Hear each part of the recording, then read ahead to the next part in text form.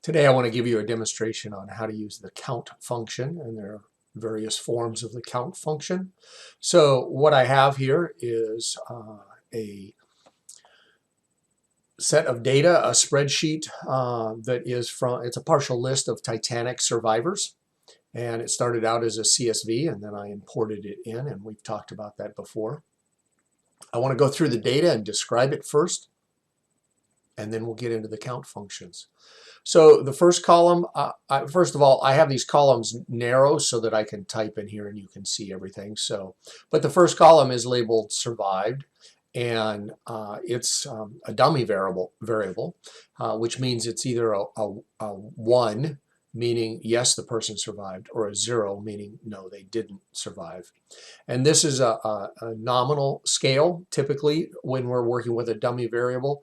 Although I would argue in this case that it's an ordinal scale, meaning that there is a rank to this because being alive is better than being dead. So I want to review the scales here for a moment. So I built just a tree structure here, or a hierarchy, if you will, that shows the different scales. So obviously we're talking about scales here, and two groups of scales. One is called categorical and one is numerical. And with numerical scales, we can do any kind of math on those. And so there are two types. There's interval and ratio. And for the categorical scales, we can only do count and percentage in each category. And there are two types of those, nominal and ordinal. Now, when I say that valid operations are just simply count and percentage in each category, that doesn't mean that you will not see math like averages done on nominal or ordinal scales. This is done all the time. It shouldn't be done. It's not the appropriate way of handling a nominal or an ordinal scale, so any type of categorical scale. So let's go through these in order. The nominal scale is different by name.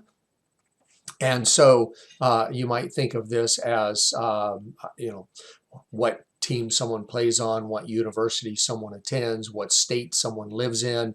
Those are different by names. Now, we could argue about the rank of those, but there would be different opinions. Okay, so ordinal scale differs by name and ordinal scale, excuse me, differs by name and scale. So the rank is different, and so in that case there is some meaning to the rank. So it's not just that you're from this state or from that state, but perhaps you've given something 4 stars instead of 3 stars. There's a rank to it. It's still ordinal, so we might represent the 4 stars with simply the number 4 and the 3 stars with the number 3. But they differ in name. So one might be called okay or acceptable, and the other one might be called good or better, something like that. So they differ in name, but we know that the idea of better, best, or good, better, best, that those have a difference in their scale or their ranking. All right, so that would be the ordinal scale. That's how those two differ. And then on the numerical side, we have the interval scale, and that differs by distance. So think of temperature. So in Fahrenheit, we would have, freezing at 32 degrees, and then every degree from that is an equal interval. All right, so that's what I mean by distance, and that's why we call it an interval scale, because that distance is an interval. And then a ratio scale adds to that by having a true 0 value. So when you think about temperature in Fahrenheit, there's really no significant reason for having 0 where we have it, but a ratio scale would give you a true 0. So if we're going to count the number of people in a certain class, for example, then there's a true 0 to that. So that would be a ratio scale. But nonetheless, again, with numerical scales, we can use math, and with categorical scales, all we can do is count and a percentage in each category. So let's get back to our data. So survived, I called it a ordinal scale because I do think there's some ranking here that 1 being alive is obviously better than being dead, 0. But typically when you're using a dummy variable, it will be nominal. So let's take a look at the sex attribute, this column right here. male, female. So we could code those with a dummy variable, which is binary. It's either a 1 or a 0. And there's no rank there. That's clearly a nominal scale. This column B, passenger class, this would be an ordinal scale because we know that the class of a ticket, meaning if you're in first class or second class or third class, or if you want to relate this to flying on an airplane, we might say coach or first class. There's a clear ranking to this, and so it's ordinal scale.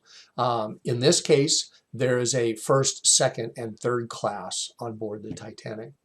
Name is not a scale, it's just the listing of the data. I covered sex, it is a nominal scale. Could be represented with a dummy variable, but it's not. We have age. Age is a ratio scale. There is a true 0 to it, as is this one, which is called siblings/spouses aboard. So how many? So there's a true 0 to that. It's a ratio scale. And then parents/children aboard, and that would be a ratio scale as well. Now, let me talk about the naming of these two attributes or columns of data. This is terrible naming. They've mixed the parents and children. How do we know if it's a parent? How do we know if it's a child? If you're 35 years old and someone is listed in there, is that your child or is that your parent? We don't know. And the source of this data doesn't provide a reason for putting it like this. I imagine that perhaps even the records on the Titanic were listed this way, and so they didn't separate these out. And it would be the same thing with siblings and spouses. So if you're 22 or 35, it doesn't matter. Is 1 your sibling or your spouse? Is 3, does that mean it's your spouse would be 1 and you would have 2 siblings? We just don't know the answer. And if you were going to analyze the data in column F and G, the siblings as well as the parents, you would just have to make a judgment call that, well, this is how we're going to treat it. So perhaps for parent-children, if someone's above 20 years old, you would count that as children. But if they're below 20, you would count that as parents. Okay? All right, and then finally, we have the fare in British pounds. So what did they pay at the time? And this would be a ratio scale as well because there's a true 0 to that. Okay, so I want to demonstrate the count function. So let's just put a header here, count of survived. If you recall, that's this first column, column A, attribute, the people who survived or not. Now, if I type in here equals count, notice what pops up is a list that I can choose from. And the first one that's highlighted is the count function. And notice that next to it, it says counts the number of cells in a range that contain numbers. So this is a quick way of figuring out what these things do. So count, just all by itself, counts the number of cells with numbers. Count A counts the number of cells that are not empty. So that would be cells that include text as well as numbers, okay? Including the space key. All right, and then count blank would count the number of empty cells in the range of cells that you've identified. And count if is, let me move this. Count if is going to count the cells in a range given some criteria. So you get to use one criteria with the count if. And count if S, you can use multiple criteria. So you can have a range with a criteria, a second range with a criteria, a third range with a criteria, and so on and so forth. We're going to start with count, and I'm going to hit the tab, and I'm going to go over here to select the data in cell A2 to select the data from the survived attribute. I'm going to use the shift control key and the down, and then I'm going to press the down arrow, which will get all of my data in that. And then I'm simply going to hit the enter key, and Excel has a way of, because I hit enter, it went to that next cell. So we bring it up, we see that the count of the survived column, now this is not survivors because this counts both the zeros and the ones in there. The count of the survived column, in fact, let's just call it that, or survived attribute, is 887. So now let's count the names. Count of names. Okay, and we'll do the same thing, equals count. I'm going to hit the tab key. I have to look at my keyboard here. Tab key, I'm going to select the first name. I'm going to use the shift control down, and then I'm going to hit enter. And before I show that, what do you think it's going to show? Well, it shows 0. Now, why would it show 0? Well, because I chose the count function instead of the count a function. Remember, the count function only counts numbers. It doesn't count text. So I can go up here to the formula bar, and I can click in here and just easily change that to count a and hit enter. And notice that it counts those 887 names. Okay? So let's look at how you can get some help when you're typing these things in. Obviously, you can type equals, and whenever you start typing, then Excel fills this in, and you can scroll down and look at things. There are other ways to do this as well. You can click on a cell, and then you can go up to the formula bar, and when you click on it, right below that, it shows you kind of a general outline of what you need for what are called parameters. Each of these are called parameters. So parameters are separated by a comma inside a function. Now, that's one way. You can get very quick help that way. You can also click on the function itself, and when you click on the function, you get some pretty significant help here that includes a video and a long description. This is probably the most help that you'll get from the standpoint of information available within Excel. Of course, you can always go online and find help, but this is the most you'll get in Excel. Okay, so we were up here. I clicked on the name of the link associated with the name of the function. The other thing I can do is I can also click on this function symbol here, and it will bring up kind of a medium version of help for the function. So I can look at what's required. These again would be different parameters, and if I put a second parameter in there, it continues to allow me to put more parameters. It gives me some description of what the parameter should be. There's also a link down here, help on this function. Unfortunately, what they've done with this is they take you out to the web page, and that web page is the same page that you get right here. And it seems to me this is more convenient. But certainly you can go to the web page if you need to. And of course, there will be many examples online of how to use these functions.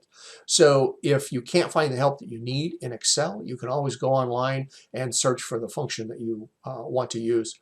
There are millions of pages and videos describing how to use Excel functions. Okay. So let's see, next, let's talk about the other two count functions, and I want to do a count of survivors. So notice this one up here is just the survived attribute. Down here I want to do a count of the survivors. So I want to know how many ones are there in this survived attribute. So when I type equals count, I know that it's going to be this if one, because the if one allows me to put in some kind of a criteria, right? And my criteria is simply going to be the dummy variable of 1, which indicates someone survived. So I'm going to hit the tab key to select that. I'm going to go ahead and select the data. Again, select the first one, shift, control. I'm holding those both down at the same time. And then the down arrow. Now, this requires another attribute, so I'm going to type the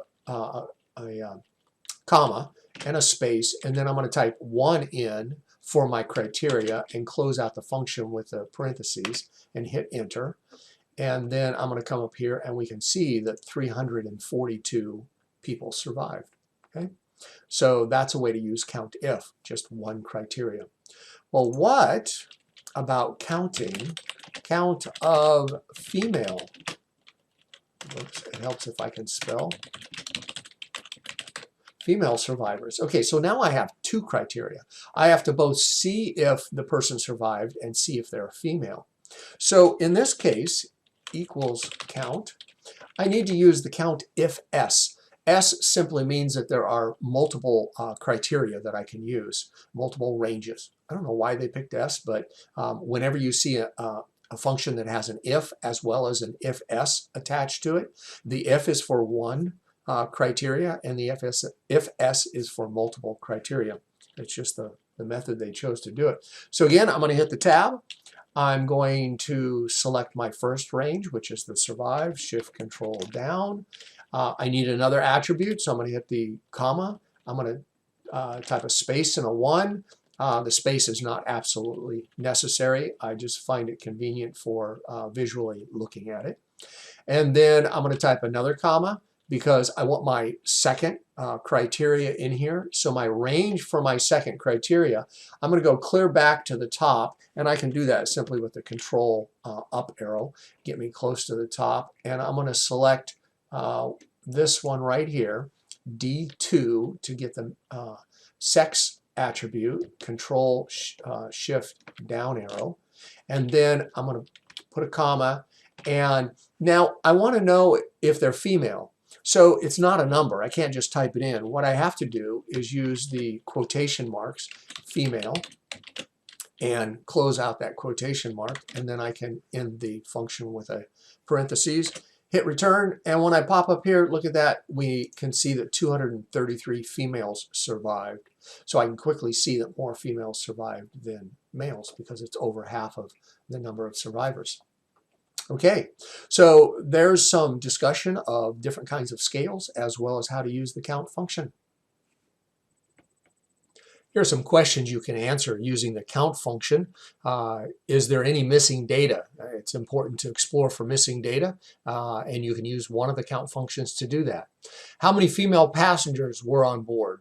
You can find that out with one of the count functions.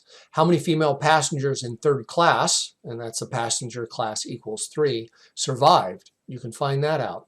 And then finally, how many female passengers under the age of 18 survived? You can also find that out. All of these things can be found out with one of the count functions. Now here's a hint on the final question. You need to use in quotation marks the less than 18 as I've displayed it here on the screen. So give that a try.